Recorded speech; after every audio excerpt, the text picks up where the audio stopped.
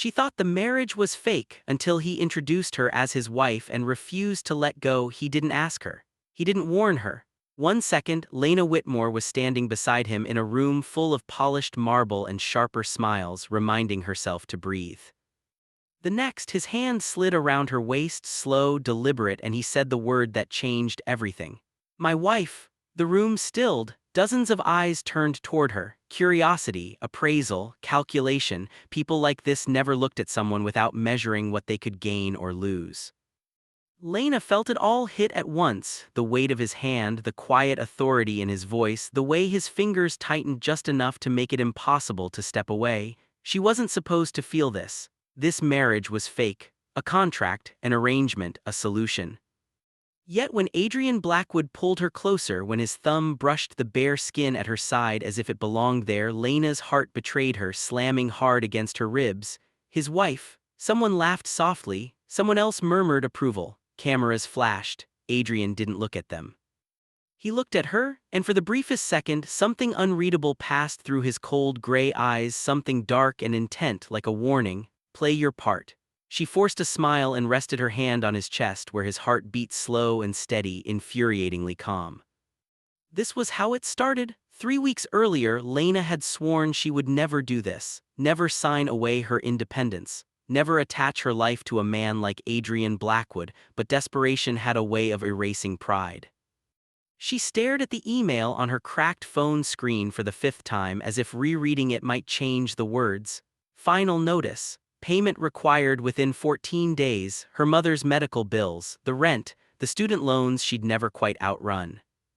The job she'd lost when the startup folded overnight. 14 days. She exhaled slowly and pressed her forehead to the window of the cafe where she worked part-time, watching rain streak down the glass like the city itself was bleeding. That was when her phone rang. Unknown number. She almost ignored it. Lena Whitmore, a calm male voice asked when she answered. Yes, this is Adrian Blackwood's office. He'd like to meet you. Her laugh came out sharp, disbelieving. I think you have the wrong Lena. We don't, the voice replied smoothly. Tomorrow. 10 a.m. Blackwood Tower. The call ended before she could ask why. Blackwood Tower rose out of the city like a monument to control, steel, glass, and silence. Lena felt it the moment she stepped inside. The air was different here, quieter, sharper. Like mistakes weren't tolerated within these walls. Adrian Blackwood didn't stand when she entered his office. He didn't smile. He simply looked at her over steepled fingers, eyes assessing in a way that made her spine straighten despite herself. 35, billionaire, CEO, ice-cold reputation. She knew the headlines, everyone did. You're late, he said. It's 9:58, she replied before she could stop herself. Something flickered, amusement, irritation, then vanished. Sit. She did. He slid a folder across the desk. Inside was her life, her resume, her debt, her mother's diagnosis, details she hadn't shared with anyone. Lena's fingers trembled as she closed it. This is illegal. No, Adrian said calmly. It's thorough. She stood. I'm leaving. You won't, he replied, unbothered. She froze. He leaned back in his chair, studying her like a chess piece. I need a wife. Silence crashed between them. A what? A legal spouse, he clarified. Public, convincing, temporary. Her laugh came out breathless. You want to marry a stranger. I want to marry someone desperate enough to agree and smart enough not to fall in love. That stung more than it should have. I'm not. I'll pay off your mother's medical debt, he interrupted. All of it today. Lena's breath caught. And I'll wire you $2 million at the end of the contract. Her legs felt weak. This is insane, she whispered. Is it? He asked. You get security, I get legitimacy, we both walk away. She looked at him, really looked. Cold, controlled, untouchable, the last man on earth she should trust. What are the rules? She asked quietly. Adrian smiled for the first time.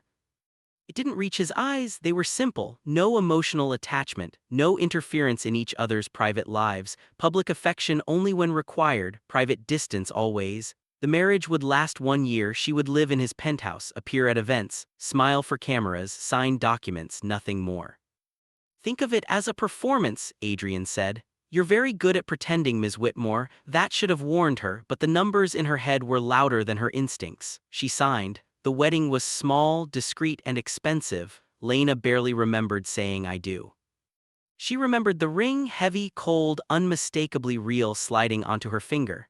She remembered Adrian's hand at her back as they faced the efficient, firm, and possessive in a way that didn't match the rules, and she remembered his voice, low and meant only for her. "Don't flinch," he murmured. "People will notice." She didn't know then how often he'd say things like that. Now, standing beside him in a room full of powerful strangers, Lena felt the weight of that ring again. "This is my wife, Lena," Adrian repeated, his hand still at her waist. "She won't be leaving my side." The words shouldn't have meant anything, but they did, because when someone tried to step closer, too close, Adrian shifted subtly, placing himself between them and her without thinking. Because when she glanced up at him, his gaze dropped instantly, sharp and attentive.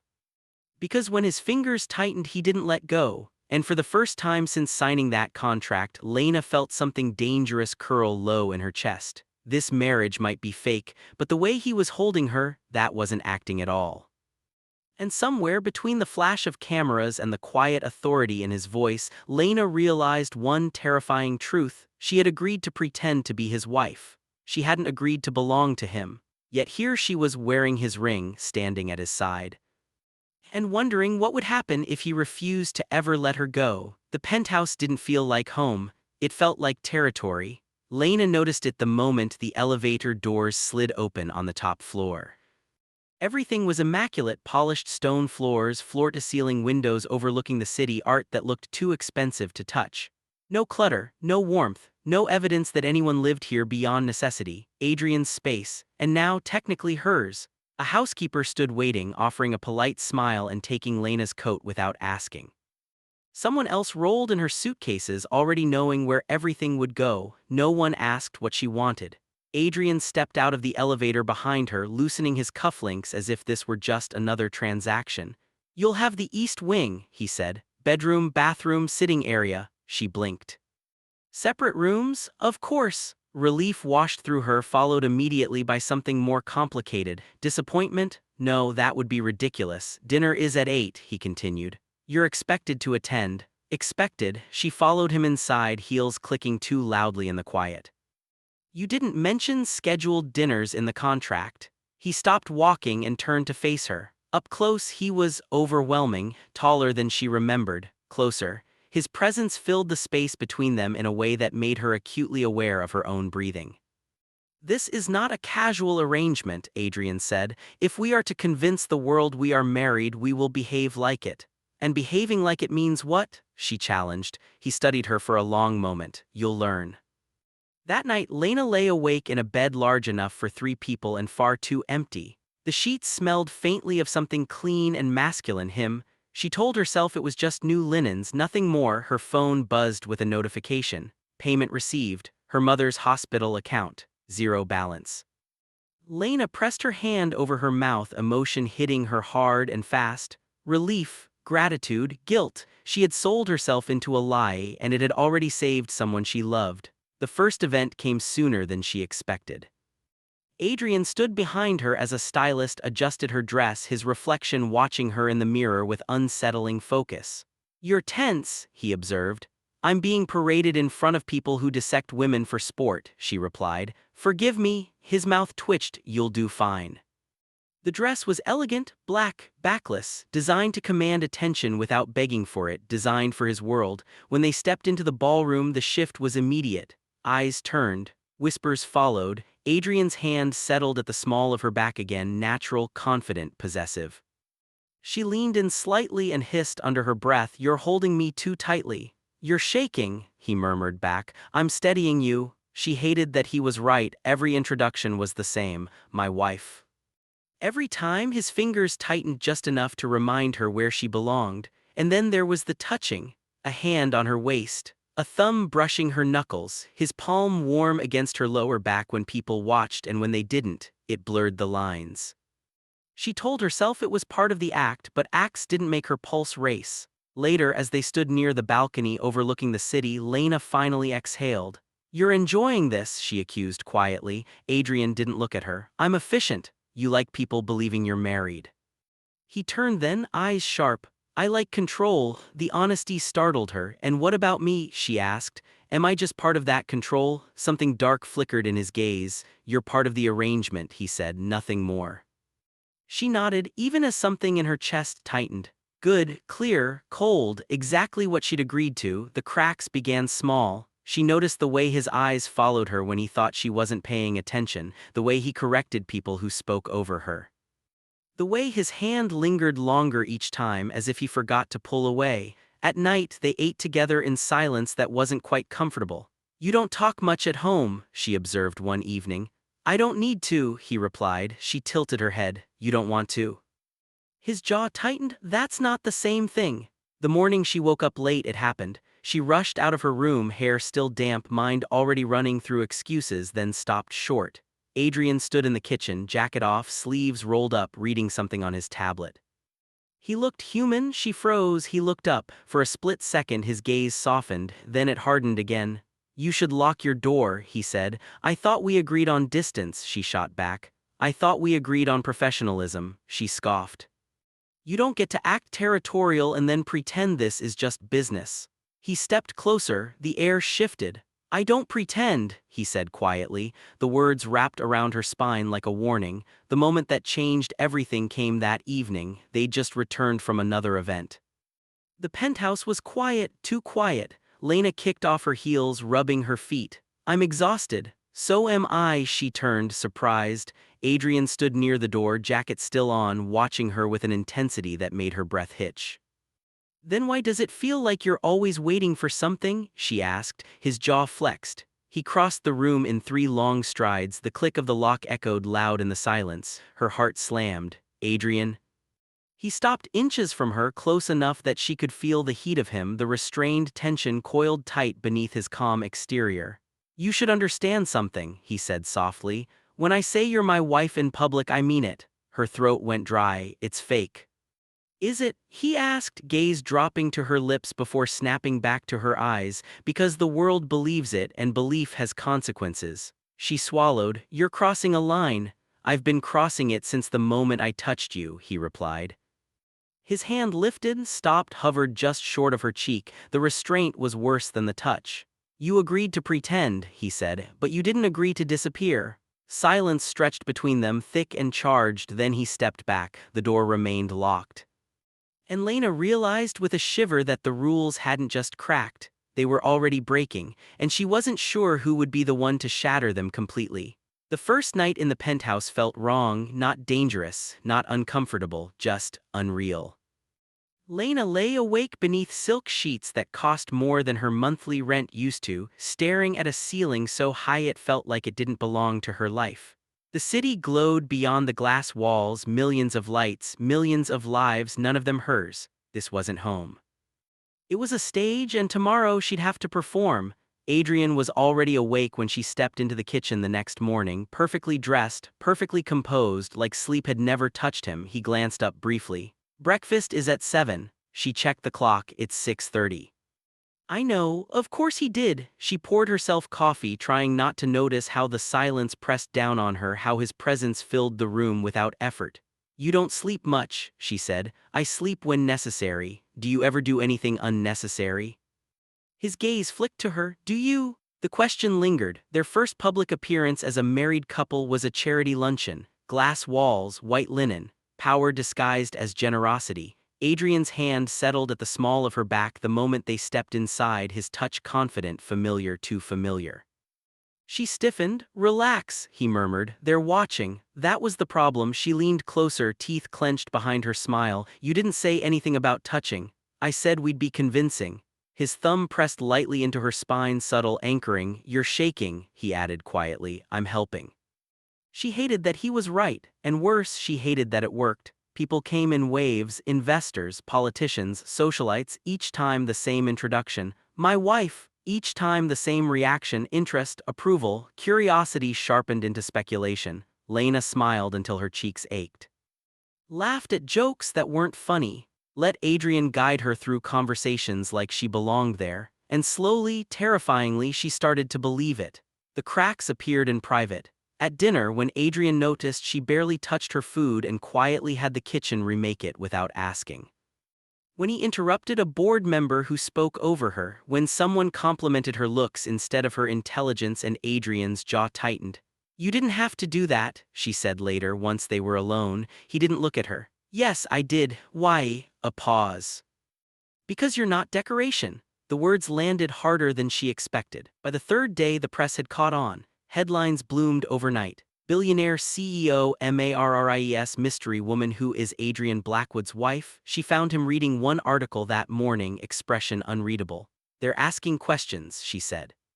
They always do, and when they find out I'm nobody, his eyes lifted slowly. You're not nobody. The certainty in his voice unsettled her more than doubt ever could. That night, exhaustion caught up with her. She wandered into the living space barefoot, hair loose, still wearing the soft dress she'd changed into after dinner. Adrian stood at the window, city lights framing him like a throne of glass. You should be resting, he said without turning. So should you, he turned then. And for the first time the mask slipped, not completely but enough. You don't understand what this marriage does for me, he said quietly. Then explain it. He studied her for a long moment. It makes people stop questioning my stability. She frowned. Your stability? A single man is a liability, he said. A married one is predictable. And I make you predictable? No, he said. You make me human. The admission startled them both. The moment everything shifted came late that night. She was halfway back to her room when she realized the door to the penthouse had locked, not automatically, manually. She turned slowly. Adrian stood near the panel, hand lowered, expression unreadable. Adrian, I need you to listen, he said, her pulse quickened. This wasn't part of the agreement. No, he agreed, but neither was this. He stepped closer, not touching her, not yet. You thought this marriage was fake, he continued. A role you could step out of at will, her breath caught, isn't it? His gaze dropped to her lips, her throat, the ring on her finger. You wear my name, he said quietly. My ring, you sleep under my roof, the world believes you belong to me. Her heart pounded. Belief doesn't make it real. Adrian leaned in just enough that she felt his breath brush her cheek. Belief makes it powerful. He straightened abruptly, stepping back, control snapping back into place like a steel door slamming shut.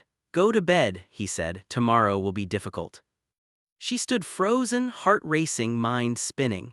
As she walked away, one terrifying thought followed her into the darkness. She had agreed to fake a marriage, but Adrian Blackwood was no longer pretending, and if she wasn't careful, she wouldn't be either. The lie stopped feeling like a lie. That was the problem. Lena realized it on a quiet morning she hadn't been invited to prepare for. She woke up slowly, warm, comfortable, too comfortable. The sheets were twisted around her legs, the mattress dipped beside her with familiar weight, and something solid and steady was pressed against her back. A heartbeat, not hers. Her eyes flew open. She was on her side, tucked into someone's chest, an arm wrapped securely around her waist like it belonged there. Her fingers were curled into expensive fabric, gripping instinctively. Adrian, her brain scrambled to catch up. This wasn't possible. She had her own room, they had rules, boundaries, distance. Yet here she was, his breath warm against her neck, his body curved around hers like this was how they always slept. The ring on her finger caught the early light, her heart slammed. How did this happen? Fragments rushed back, too much wine after a late meeting, exhaustion, a storm rattling the windows, Adrian insisting she take the larger bed because hers faced the wind, just until the storm passes. She should have known better. She tried to move, his arm tightened, not forcefully, protectively. A low sound left his throat half asleep as he pressed closer, his face burying briefly in her hair. Lena, he murmured, her name on his lips did something dangerous to her insides. She froze, then he stilled. She felt the exact moment awareness hit him, the shift in his breathing, the tension snapping into place. Slowly, carefully, he loosened his hold. Silence stretched thick between them. He started, then stopped. She rolled over, heart hammering. They stared at each other, too close, too exposed. This can't happen again, she said quickly. I know, but his voice wasn't convincing. She pushed herself upright, clutching the sheet. We crossed a line. Yes, he said quietly, we did. And if we keep doing this, she continued, forcing the words out, this stops being pretend.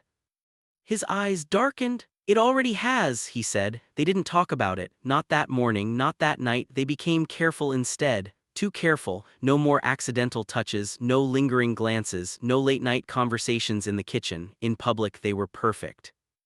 In private, they were restrained to the point of fracture, and tension, thick, coiled, relentless, filled every shared space. The press loved them. A charity gala turned into a media circus. Adrian Blackwood and his stunning wife, a reporter gushed.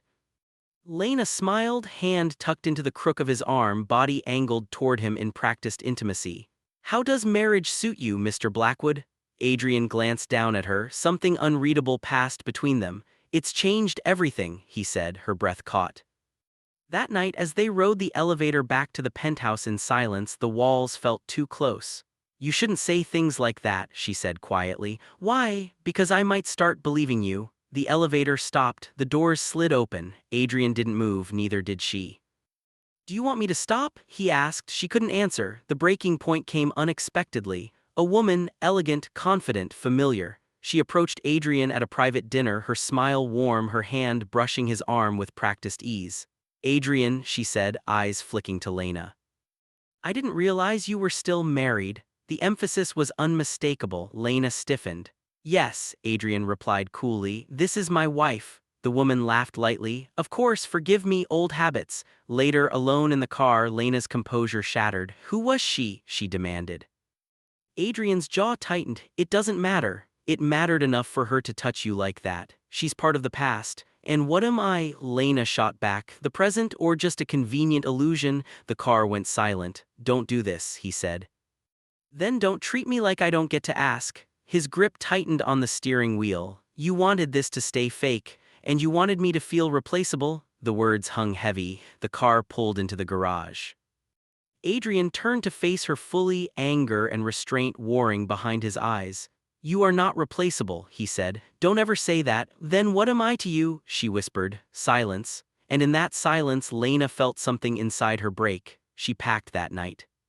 Not everything, just enough. Adrian found her in the guest room, suitcase open on the bed. "What are you doing?" "Leaving," she said without looking up. "You can't." "I can," she replied, "and I should." He stepped closer. "Because of one woman, because of everything," she said. "Because I'm falling in love with you and pretending not to." The words hit him like a blow. She turned then, eyes bright with unshed tears. "I can't keep waking up in your arms and telling myself it means nothing. I can't wear your ring and not feel like it's branding me." His hand lifted, stopped. "If you leave," he said quietly, "this marriage ends." She swallowed. "Maybe it should." "Lena, no," she cut in. "This was supposed to be temporary, controlled, safe, and now. Now it hurts." The door closed behind her an hour later. Adrian stood alone in the penthouse, staring at the empty space where she'd been. For the first time in years, he didn't know how to fix what he'd broken. And for the first time, Lena realized something equally terrifying as the elevator doors closed behind her. She hadn't just walked away from a fake marriage. She had walked away from the only man who had ever made her feel chosen. And neither of them knew if there was a way back. The silence after she left was unbearable, not loud, not dramatic, just empty. Adrian stood in the penthouse long after the door closed, staring at the faint imprint of her presence, the glass she'd used that morning, the book she'd left open on the coffee table, the pillow that still smelled like her. He had built an empire on control. And he had just lost the one thing he hadn't known how to contain. Lena moved into a hotel across the city, neutral, anonymous, temporary, the kind of place where no one knew her name or asked about the ring she no longer wore. She placed it carefully in the bedside drawer that first night, fingers lingering over the cool metal before closing it shut. This was better, she told herself. Safer. She could breathe again, except she couldn't. Every quiet moment was filled with him, his voice, his restraint, the way he said her name like it meant something. She turned her phone face down. She didn't trust herself not to wait for it to light up. Adrian didn't call. He did something worse. He showed up. 3 days later, Lena stepped out of the hotel lobby and stopped short. Adrian Blackwood leaned against a black car like the world hadn't cracked open beneath his feet, suit perfect, expression controlled, eyes ruined. "You can't be here," she said, pulse racing. "I can," he replied, "and I am." She crossed her arms. "I left for a reason." "I know." That stopped her. "You didn't come to argue," she realized. "No," he said quietly. "I came to be honest." The word landed heavy between them. Honesty had never been his weapon of choice. They didn't go inside, they walked. No bodyguards, no drivers, just the two of them on a quiet street where Adrian Blackwood was suddenly just a man. "I don't do this," he said after a long stretch of silence. "Do what?" "Chase," he replied. "Explain, apologize." She looked at him, really looked, and saw something she'd never seen before. "Fear, you don't have to," she said softly. "Yes," he said, "I do." He stopped walking. "I asked you to pretend because I didn't think I was capable of anything real," he said. "I thought marriage was a shield, a transaction." Her throat tightened. "And then you walked into my life," he continued. "And suddenly nothing felt controlled anymore." She swallowed. "You still treated it like control, because I was afraid," he admitted. "Afraid that if I let myself want you I wouldn't survive losing you." Silence stretched. "You didn't lose me," she said. "You pushed me away." "I know." The storm hit that night. Rain hammered the pavement, cold and relentless. They took shelter under a narrow awning, the space forcing proximity neither of them commented on. "I meant it," Adrian said suddenly. "Everything I said, every time I introduced you as my wife." She laughed weakly. "You're good at convincing." "I wasn't convincing," he said. "I was confessing." Her breath caught. "I locked the door that night because I was terrified," he continued. "Not of you, but of how badly I wanted you to stay." She shook her head. "You don't get to scare me into belonging to you." "I know," he said, "and I'm sorry." The apology was quiet, unpracticed, real. She looked at him then, this man who had never knelt for anyone, who stood soaked in rain, unraveling because she'd walked away. "What do you want from me, Adrian?" she asked. He didn't hesitate. "Choice," he said, "not obligation, not a contract." His hand lifted slowly, deliberately, stopped in the air between them. "If you walk away again," he said, "I won't stop you." The words broke something open inside her. She reached out before she could stop herself and close the distance. The kiss wasn't desperate, it was restrained. A question, she answered it by leaning in, fingers gripping his coat, heart pounding. Rain soaked them both as the world fell away. When they finally broke apart, Lena rested her forehead against his. "This doesn't fix everything," she whispered. "I know, but it changes it, yes." They didn't go back to the penthouse that night. They went somewhere neutral, somewhere new, and for the first time there were no rules, only honesty. Adrian told her about the pressure, the expectations, the loneliness masked as power. She told him about fear, about always choosing survival over want. When dawn crept in, they lay tangled together, not pretending, not performing, just choosing. The morning of the press conference arrived too soon. Rumors were already spreading. Separation, trouble, scandal. Adrian stood before the cameras alone, and for the first time he didn't care about control.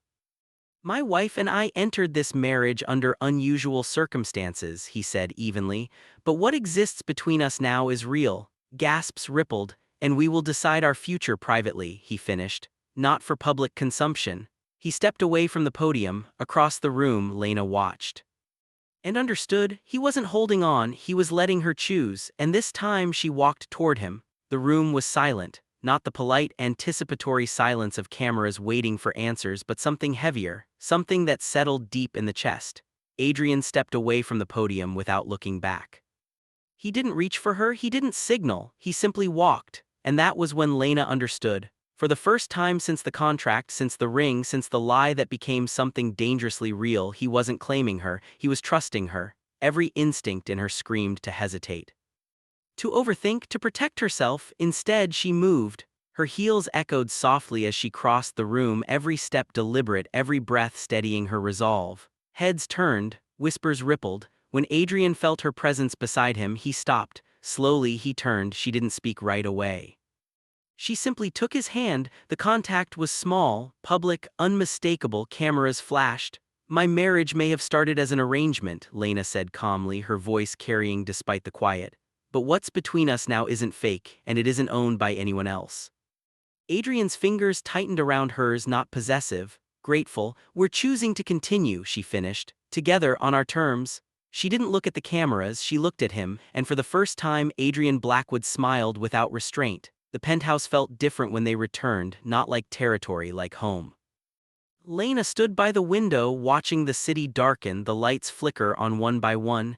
Adrian moved behind her, close but careful, giving her space even now. "You didn't have to do that," he said quietly. "Yes," she replied, "I did." She turned to face him. Because if this is real, then I won't hide it and I won't stay if I ever feel owned again. He nodded. You won't. The certainty in his voice mattered more than any promise. She reached for the ring she'd kept tucked in her coat pocket. The one she'd taken off when she left, she held it between them. This doesn't go back on my finger because of a contract, she said, or an image or pressure. Adrian didn't interrupt. If it goes back on, she continued, it's because we choose each other every day. No locking doors, no control, no pretending. He swallowed, then he held out his hand. No contracts, he said, no leverage, just me. She slid the ring back onto her finger, not because he asked, because she wanted to. The adjustment wasn't instant, they argued, misunderstood. Stepped on old fears, but they also learned. Adrian learned to speak before withdrawing, to loosen control instead of tightening it. Lena learned that choosing someone didn't mean losing herself. They rewrote the rules together, no more separate bedrooms, no more silence used as armor. Some nights they talked until dawn. Other nights they simply lay together listening to each other breathe. Real intimacy, messy, honest, earned. Months later the world stopped speculating, they stopped asking, because there was nothing left to doubt. Adrian introduced her as his wife, but now his hand rested lightly at her back, not to anchor, not to claim, just to connect. And Lena stood beside him not because she had to, because she chose to. One quiet evening, Lena found Adrian in the living room staring out at the city again. Thinking? She asked. Remembering, he said. The night I locked the door. She stepped closer. I remember. I thought holding on tighter would keep you, he admitted. Turns out letting go did. She smiled softly. You didn't let go, you trusted. He turned to her then, eyes warm, unguarded. I won't ever confuse those two again. She leaned into him, resting her head against his chest, listening to the steady rhythm of his heart.